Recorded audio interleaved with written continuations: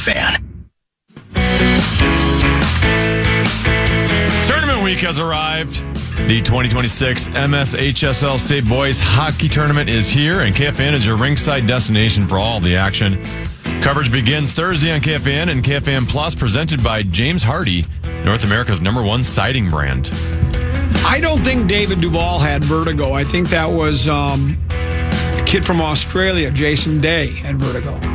Correct. Because a couple of people said, didn't Duvall suffer from vertigo and that's why it fell apart? If he did, maybe he did too, but I remember Jason Day. Yeah, if he did, I'm not aware of that. I had vertigo. It's awful. It's it'll affect more than your golf game, trust me. But that's another story. Time now for 5, 3, 4. Time now for 5 questions. Well, actually 3, but 5 sounds like more than 4. Question number 1. It's now time to take an in-depth look at the welfare of the Wolves.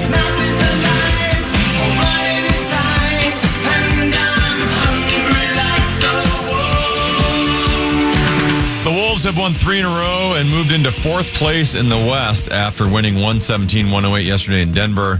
The Wolves used a 36-19 second quarter run to grab the lead. Anthony Edwards scored 21 points. Jade McDaniels added 20, and Bones Highland contributed 18.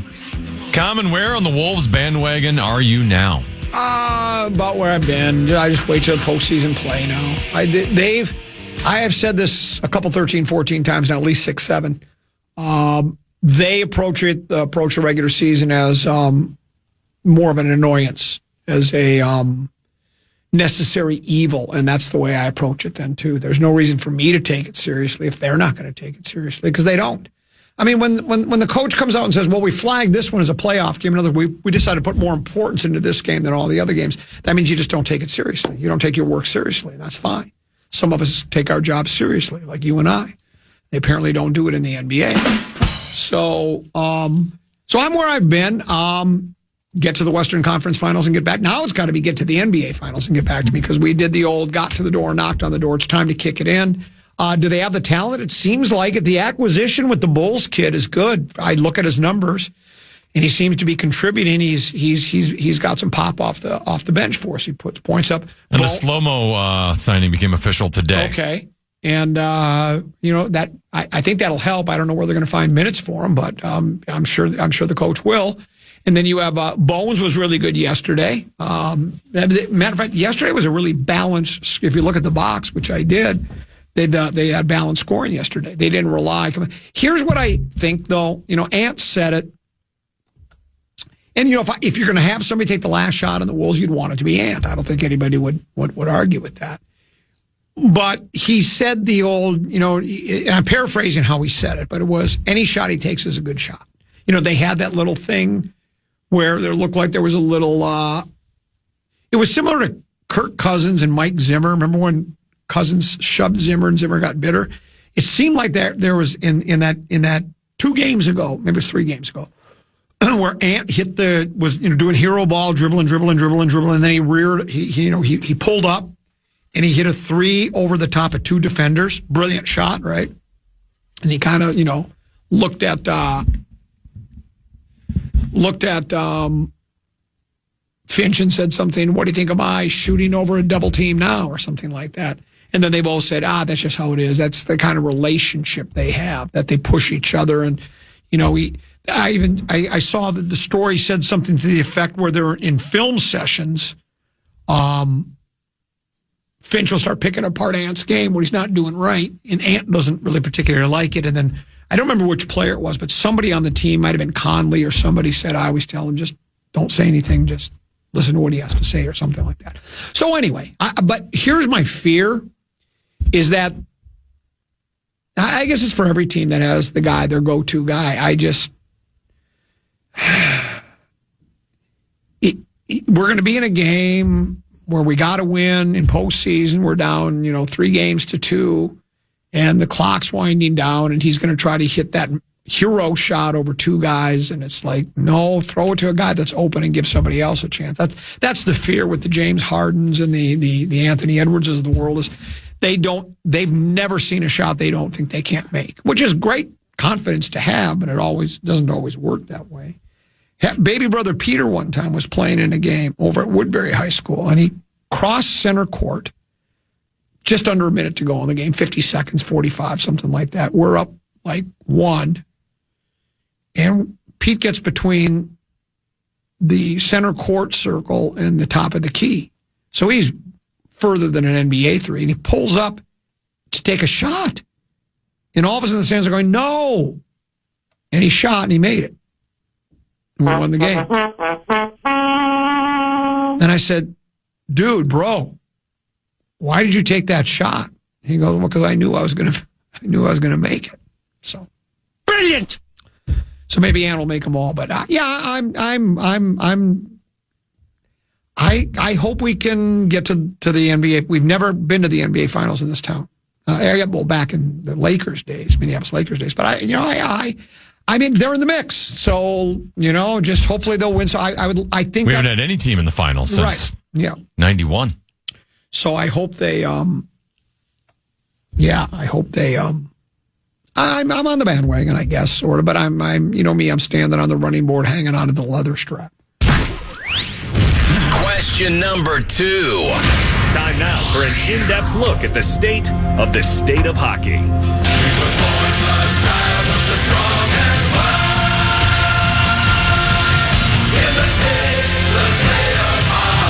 Has Quinnesota, since he won his gold, has he been on with the initials game yet? Because that's got to be coming up, doesn't it?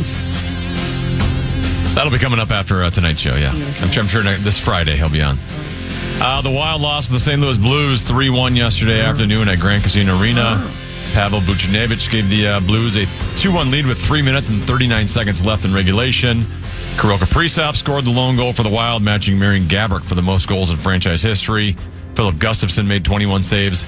This is only the third time the Wild have lost back-to-back games in regulation since that bad October. Common, what sticks out to you from the Wild's loss to the Blues? Curse of the gold medal. That's what I'm calling it. It's the curse of the gold medal. If we wouldn't have won the gold, we would have won the last 2 games, and it would be right there. I don't know. It's not, you're not going to win them all. I guess I got pretty excited after we beat Rado and closed the gap to 5 points. And you're thinking, they got 2 games at hand. It's 5 points.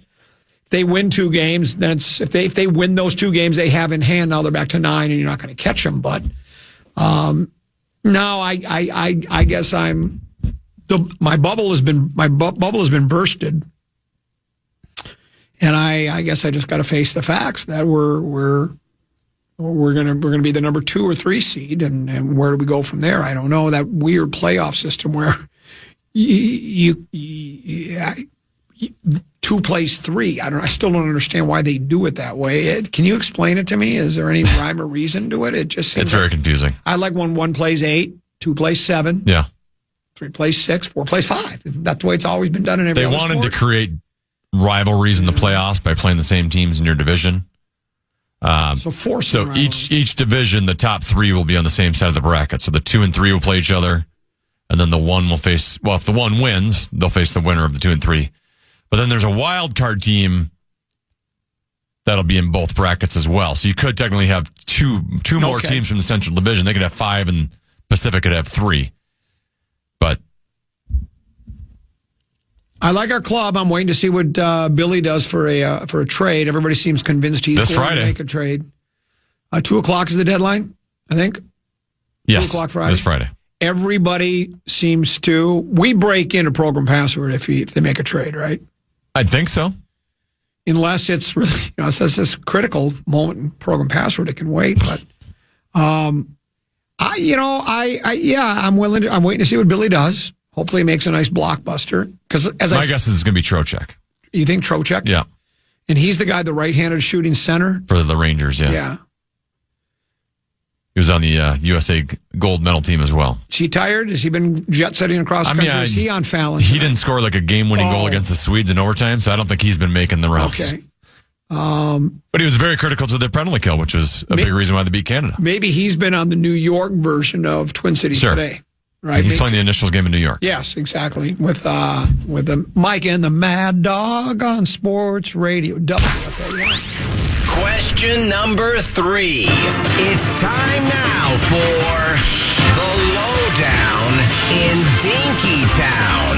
Which Gophers headline at StarTribune.com intrigues you the most? A, number 22 Gophers women's basketball clinches number 4 seed at Big Ten tournament with a 78-73 victory at Illinois. B, Abby Murphy sets U women's hockey record for goals in a 4-1 victory over St. Cloud State. Or C, U men's basketball holds off UCLA 78-73 behind Durkin's hot shooting. I watched the second half of the UCLA game. I know I rubed it up. Deuce and I started watching Nebraska ball, but then it's just like, I guess I'm kind of done with Nebraska ball for a while until the NCAA tournament. But we love a Hoiberg. I was going to call him Hoigard. That's a skiing store in town, Hoigard. Plus, it's also the name of the twins that play on the PGA Tour. I think they're from Norway or Sweden or Denmark or something, and they're really good. They were both in this past tournament. What did you ask me? Oh, which Gophers headline intrigues you the most? For me, the locking down the 4 seed in the tournament's great. It is. That's nice, and it's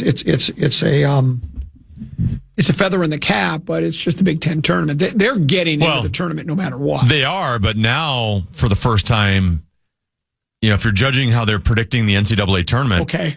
Some of them are predicting now that there'll be a 4 seed in the NCAA tournament, which would mean you would host the region. You would host the first 2 games. Ooh. So if you get into that top 16, which they apparently are right now, obviously their Big Ten tournament play could change that. But that would be very big for this program. Not only make the NCAA tournament, you get 2 home games right off the bat. Are you watching exhibition baseball? No, because there's actually a live hockey game on right now. I don't know why, but Detroit's taking on Nashville. That's what I'm watching. Well, speaking of Detroit, those are like electric orange jerseys. Can you see how orange they are? That just gives me... Very orange. They're almost neon orange. I'm getting a headache from I got to turn the channel. I've got a headache from watching the TV. And I did like the Durkin kid was really good. It was I think it was his best game as he couldn't miss. And UCLA's not a ranked team, I don't think, but they were like 19-9 or something like that going into the game. So that was a nice win for them. In the Galvich, who set the scoring record for hockey for the Gophers, which there's been that's been a pretty storied women's program, so that's pretty impressive. So they're all good. In other words, it's all good news for the Minnesota Golden Gopher teams from this past weekend. We'll break. We'll come back. That's it for today's edition of 5 questions. Well, actually 3 questions, but 5 sounds like more than 4. The moment we've all been waiting. Well, all right, it's time to crown a PST Triple V Triple I champion. We'll do that on the other side of the break here on the Common Man program here on the Fan.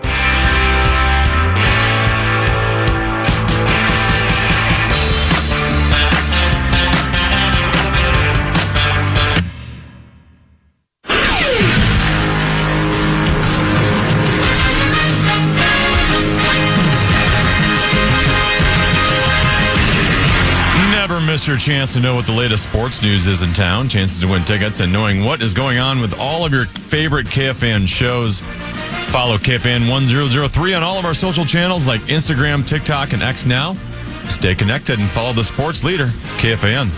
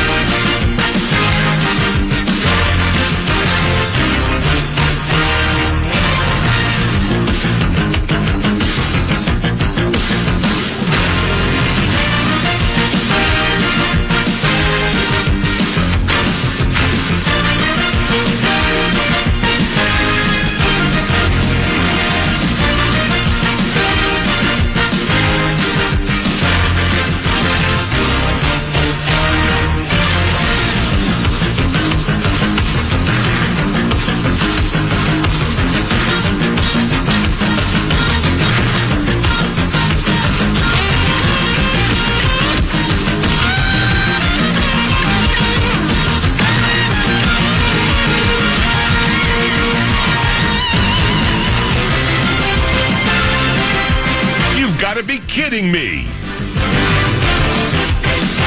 Huh? I mean, it's like, hello?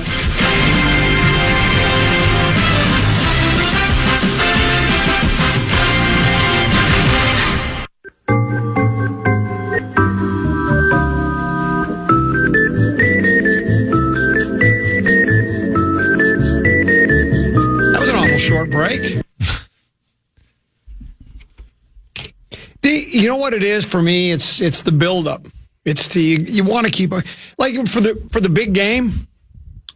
This pregame show runs 10 hours, so we have a little bit longer. Just as long as we just played that bumper music. Yes, exactly. That's what we were planning to do. It's that time, Tennessee. We've done this. This will be the 18th time we've done this. Probably 18. Kind of crazy. Yeah, probably 18 times too many. It's time now to crown a PST triple B. And I was going to tell you, too, that I've loaded a bunch of statements already for next year. I already got a bunch of audio. So if at any point you want to start going through some statements that have been uttered in the first 2 months of... Do we want to do that before we crown the champion? We basically have to kill like 5 minutes. We could try to go through some if you want. Why do we do that? Yeah, PST, it's legendary. It started all those years ago, how it started. I was thumbing through Fish Wrap Factory East Side, Charlie Walters, who did a Sid Hartman-like column, just a lot like a notes column. And I was sifting through it one day, and he said this was Shooter. His nickname is Shooter. He said that he wouldn't trade one Al Jefferson for 2 Kevin Garnetts. That's how good he thought Al Jefferson was. I said, well, that's the most preposterous thing I've ever heard. And then I said, we should start collecting preposterous statements. And we did. And then you said, ooh, why don't we do a March Madness-like tournament with PSTs? And voila, we did. And it's been literally, there was a time Cove said it was the greatest segment in the history. Now he's put funny. Initials, his initials funny. Game is number 1. Then that's followed, he said, by program password. Yeah. So in his mind, these 2 of the 3 are on this show. Yeah, the PST is plummeted to 3rd. I would think it's more like maybe the 9th or 10th best thing. I think Snownomi's is big. Nordo's rap is really, really good. And then doesn't Sauce do does he do something special other than just say I think he does the sports updates or something. Sure. So those are, to me, the biggest things on the radio station. That's why we are who we are. Anything the morning show does. Well, that's it. I guess I should have just said it that way. But let's go ahead. Yeah, if you want to do some nominees for next year. Yeah, let's do some nominees, and we'll see what they are. VVV, III nominee.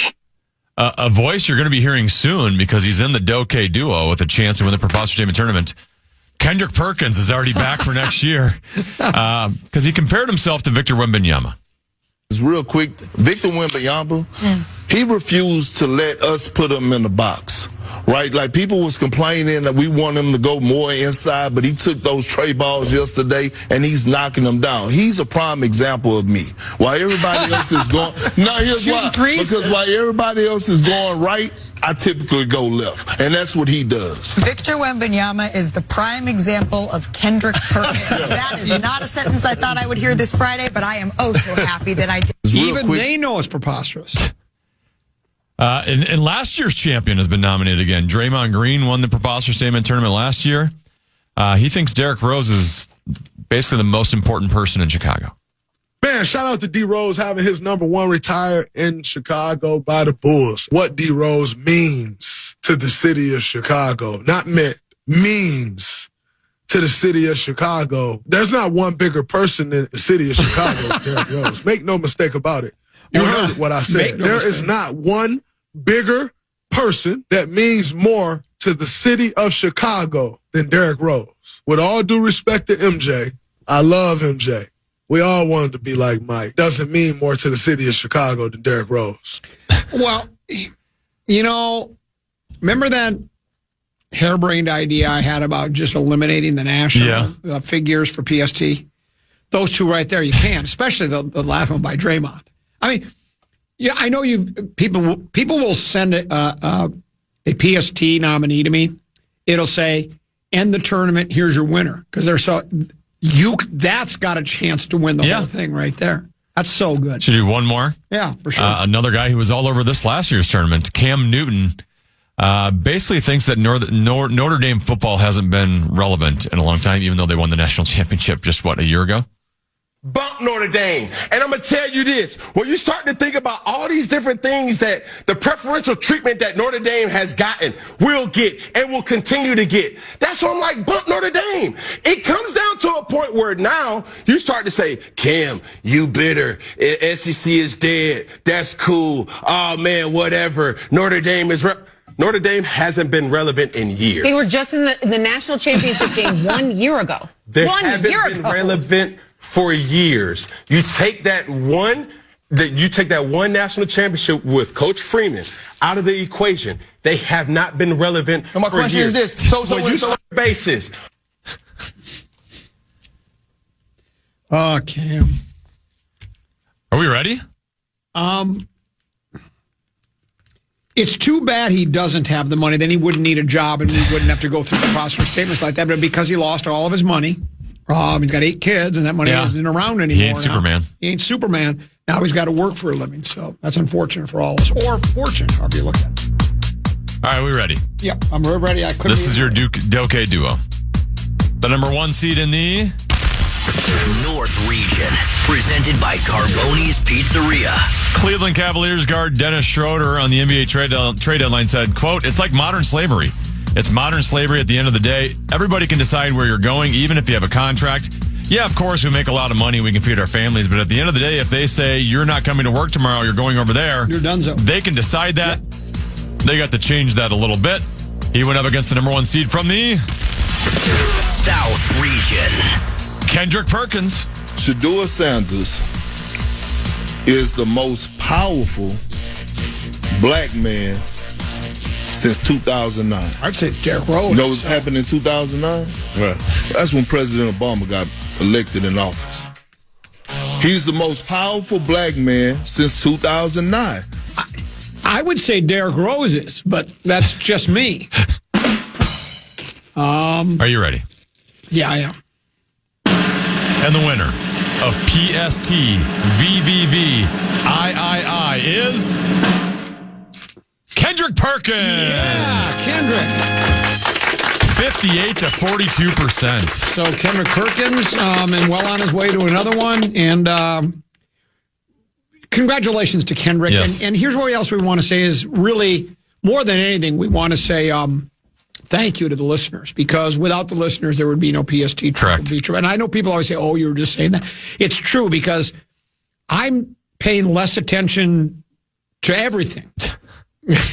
Intentionally than I once did. And so I would never find these. And 10 and B, he's got a family, he's coaching. He doesn't have the time to watch every game or read everything. So many of these PSTs would just go by, these statements would just go by the wayside. We wouldn't even know about them.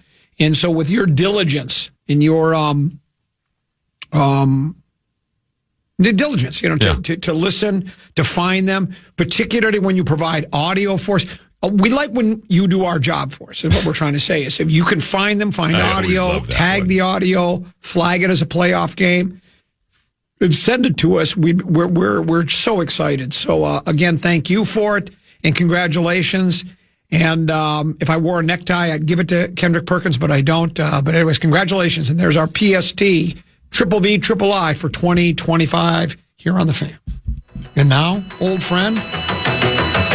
Shedeur Sanders is the most powerful black man since 2009. You know what happened in 2009? Right. That's when President Obama got elected in office.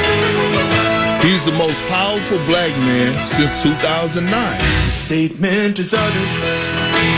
There you are, shooting from the hip. You're a superstar, and all believe. No one knows just how dumb you spoke, but now it shows that one preposterous statement you reached deep inside. One preposterous statement you knew you were a lie.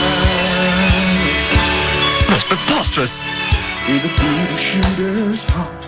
Feel the wind in Sid's face. It's more than a contest. It's more than a race. Shedeur Sanders is the most powerful black man since 2009. Preposterous! You know what happened in 2009? That's when President Obama got elected in office. He's the most powerful black man since 2009. It's a preposterous statement. When it's done, win or lose, you always spoke absurd, 'cause inside you knew that one preposterous statement, you reached for the sky. One preposterous statement you knew. One preposterous statement you're willing to try. One preposterous statement.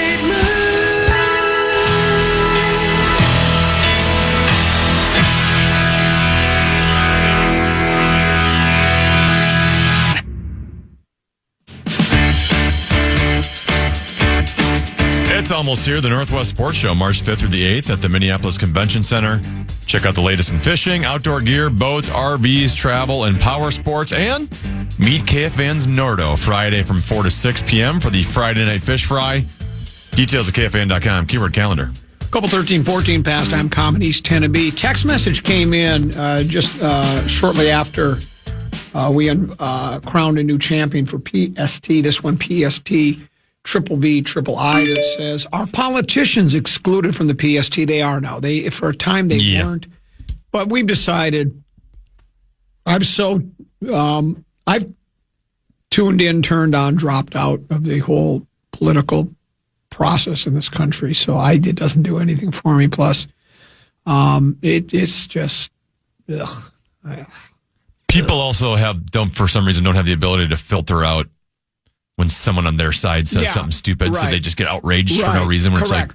It's like the statement doesn't even have anything to do with anything political. Right. A lunatic liberal will be upset if you nominate a lunatic liberal. And a crackpot conservative will be upset if you nominate a crackpot conservative. And so it just doesn't do us any good. Yeah, these days the whole bracket would be just political figures. Well, trust me, it would be. So we do not do that anymore. I received a couple 13, 14 text messages, at least 6, 7 asking me what I thought about the news. I was born in Detroit. I'm a Detroit Lions fan, Motor City Kitties. It's not illegal to have two favorite teams. I do, the Detroit Lions and the Minnesota Vikings. I know that's hard for some people to grasp and hard for people to wrap their arms around and say, well, how can you do that? Especially when they're both in the same division. It's because I don't care as much. It's live and let die with me. By the way, the McCartney in Wings, Man on the Run documentary, I watched it on Saturday night. It was really good. Really? Yeah, it was really good. If you're a Beatles fan like Paul McCartney. And what's interesting is I liked Wings, when McCartney released a solo album just called McCartney, and it was kind of panned, and what I didn't realize is he did it when the Beatles broke up. He and his wife, Linda Eastman, moved to Scotland, and they lived in literally a ramshackle, beaten-down farmhouse and raised, like, chickens and goats and elephants and unicorns and everything. And he recorded the thing, like, in just one... Like, he had an amp and he just plugged in and it got the album. I think it's really good, to be honest, but he got panned for it. Then after Band on the Run, which is, I still think it's probably his most successful album, I kind of lost. Started moving on with my life.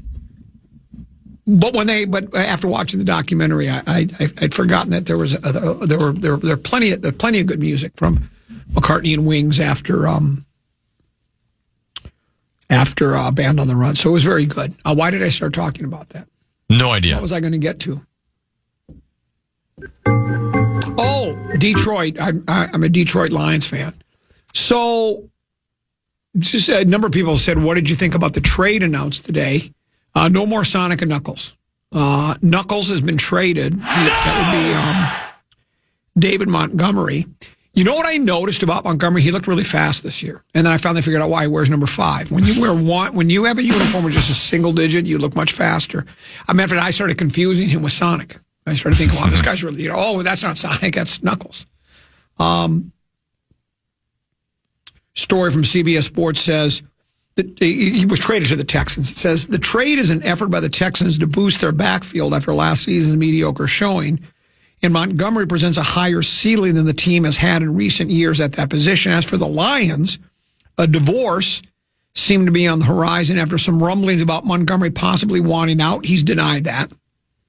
Along with Detroit GM Brad Holmes saying that, quote, a player has to want to be in a certain place when speaking about Monty's situation. He goes to the Texans. The Lions get a 4th-round pick, a 7th-round pick, and offensive lineman Juice Scruggs. Of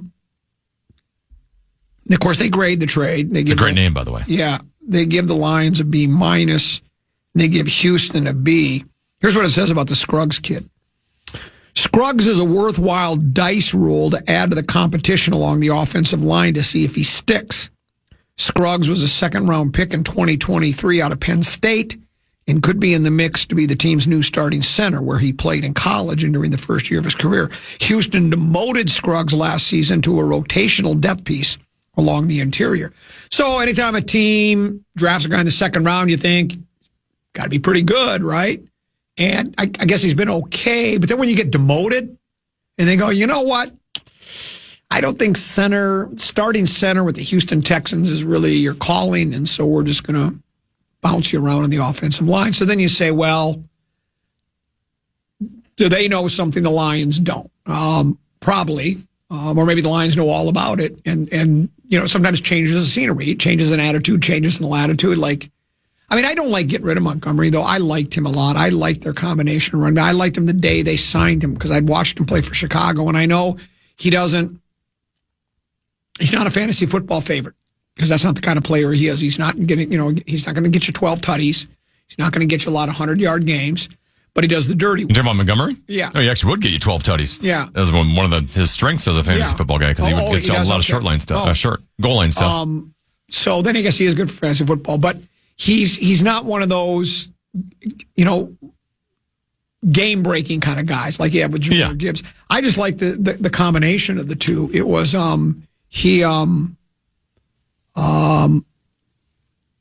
was a nice change of pace. Got the tough yards for Detroit, could catch the ball out of the backfield.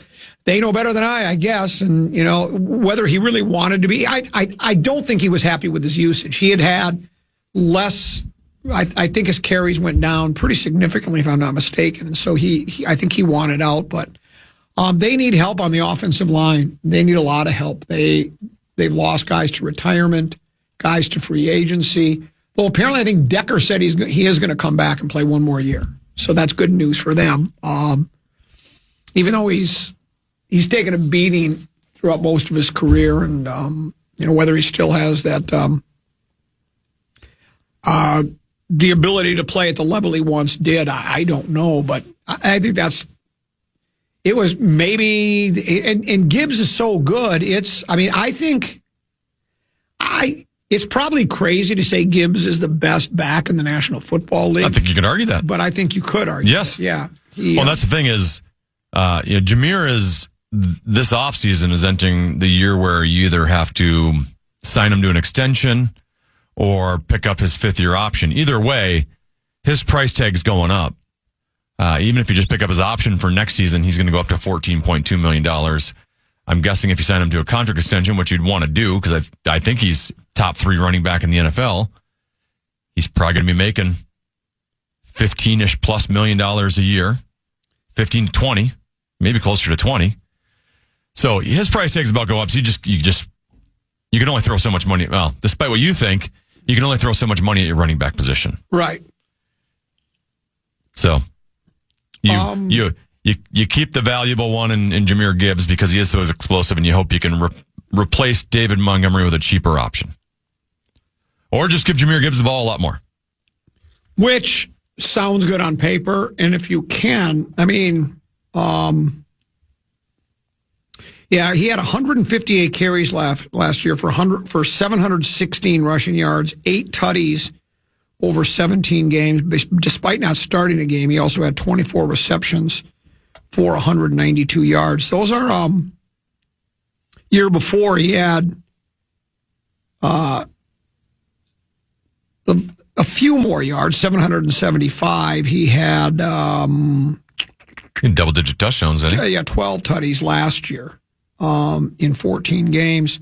But yeah, you're right. You can only pay the position, I guess, only so much. And a fourth round pick is nice. I mean, you accumulating draft picks is always good. I think. And I know that you can get really good players in the 4th, 5th, 6th, 7th round. Hell, you can get undrafted free agents and it'll be Hall of Famers. We've had them here, So it can happen. So I guess I don't mind. I guess he's also 28 years old. And that there does come a point where running backs sometimes can get up to that range and start falling off the cliff.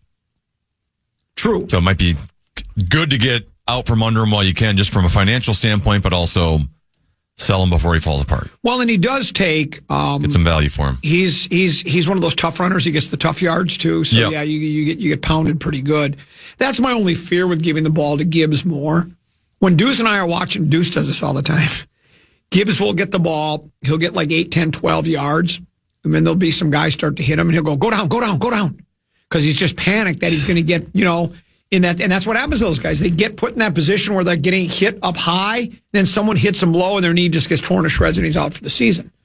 So that's always your fear anytime a running back is. At least it is for me. You hold your breath. No matter who it is, no matter what, every run, because it could be just one play and it's over, especially with the running back position. So, and Houston, on the other hand, their running back situation last year was just awful, one of the worst in the league. Yeah. Joe Mixon never played it down. He was hurt before the season, and then they were dependent on a mediocre rookie running back in Woody Marks. And, you got to the playoffs, and especially once you start getting into cold weather situations, they could not run the ball effectively. Yeah. And then C.J. Stroud was put in bad spots and then was not executing. Yeah. Yeah, he looked just in that playoff. Yeah, against the Patriots, was, of course. And was the weather bad in that game? It wasn't it? No.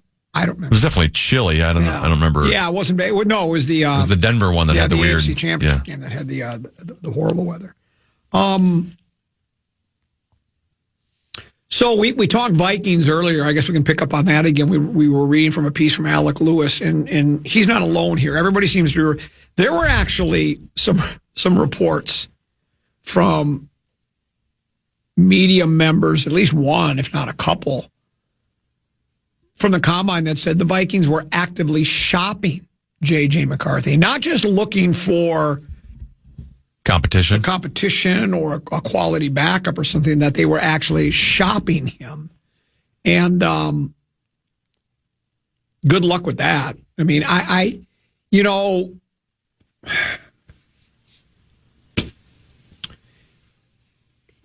look, I'll do the old courtroom cliche, the jury is still out, because I think it is.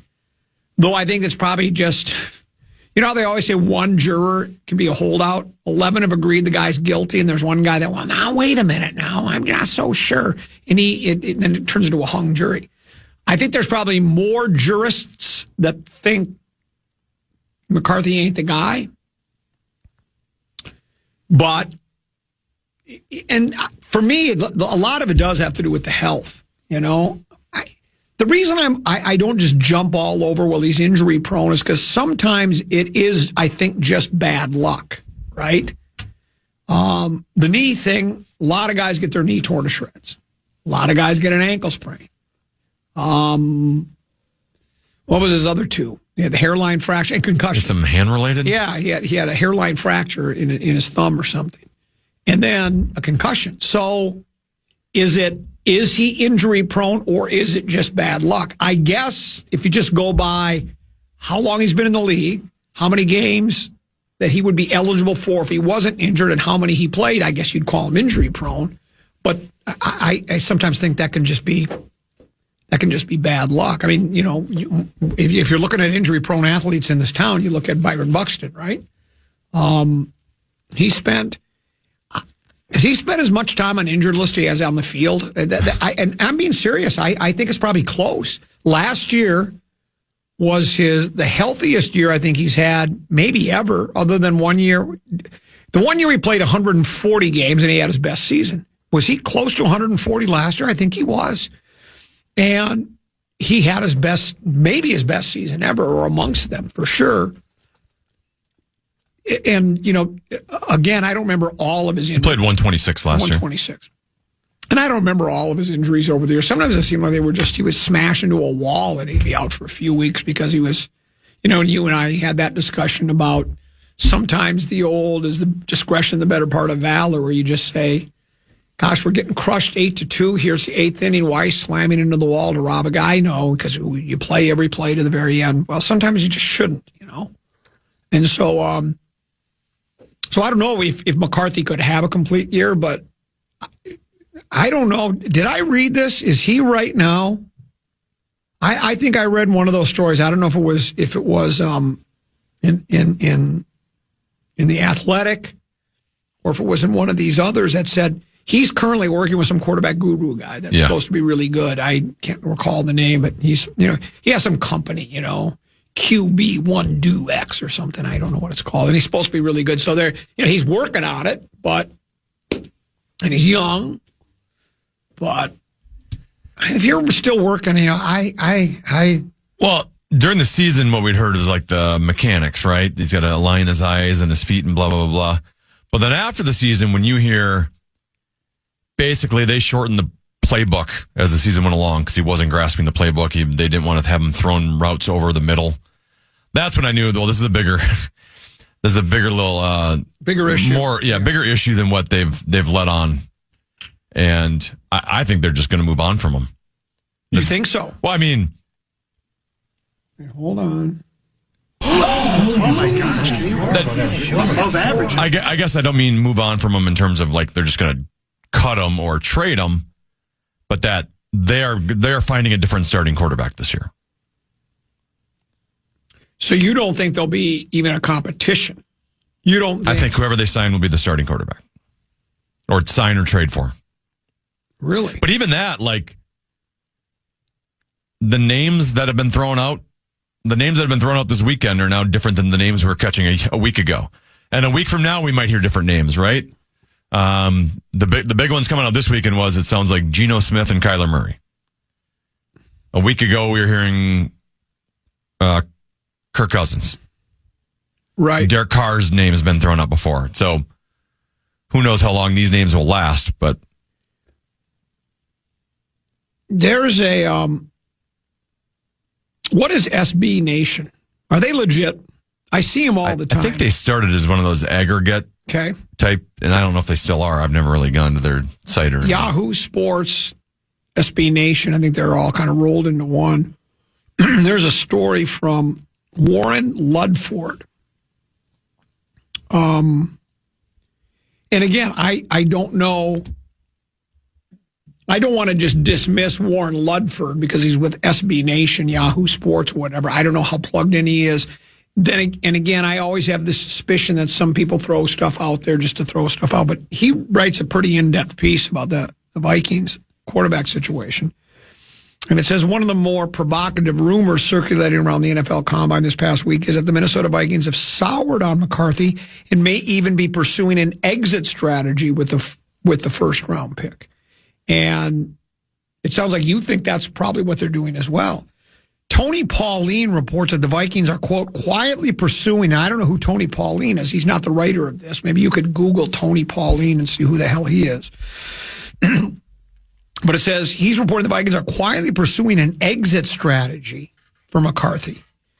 He also reports that the consensus view at the Combine is that the Vikings are looking for a new starting quarterback and will bring in a new quarterback to compete and eventually replace McCarthy as their starting quarterback. Matthew Berry with NBC Sports. Legit. He's a fantasy football guy. Okay.